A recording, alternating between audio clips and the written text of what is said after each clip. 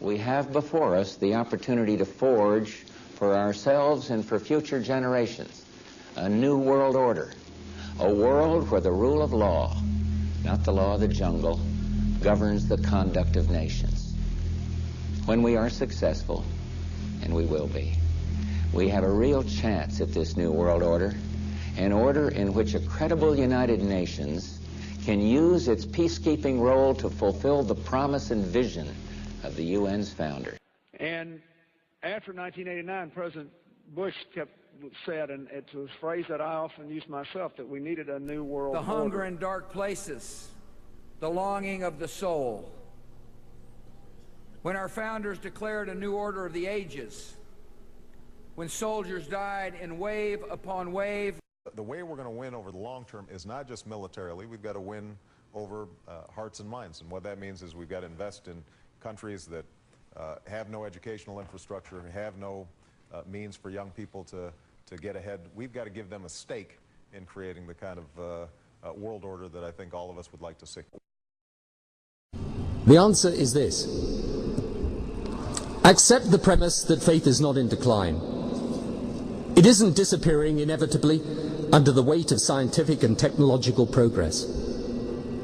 It is still here with us, not just surviving, but thriving. In an era of globalization, of political interdependence, where the world is ever more swiftly opening up, and the cliché about a global community becomes an economic, political, often social reality.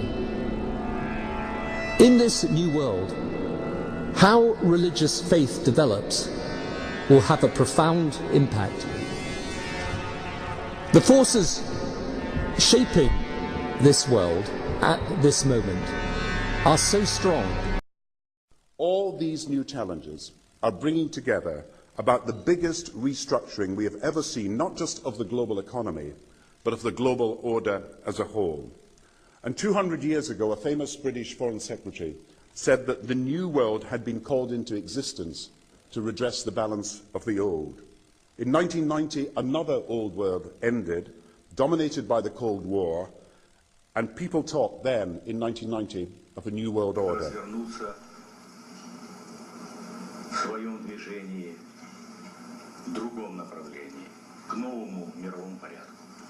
I think even that does not describe why the world has changed so much and why the world has turned so much toward a new world order and a new kind of civilization. We have to shape an international order that can meet the challenges of our generation. We will be steadfast in strengthening those old alliances that have served us so well, including those who will serve by your side in Afghanistan and around the globe.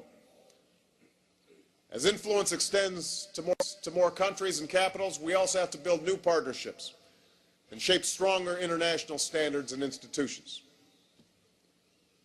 This engagement is not an end in itself. The international order we seek is one that can resolve the challenges of our times, countering violent extremism and insurgency, stopping the spread of nuclear weapons and securing nuclear materials, combating a changing climate and sustaining global growth, helping countries feed themselves and care for their sick, preventing conflict and healing wounds. If we are successful in these tasks, that will lessen conflicts around the world.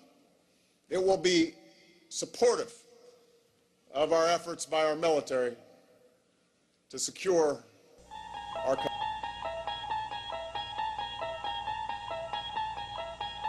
You unlock this door with the key of imagination. Beyond it is another dimension.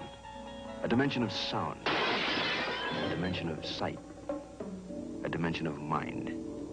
You're moving into a land of both shadow and substance, of things and ideas. You've just crossed over into the Twilight Zone.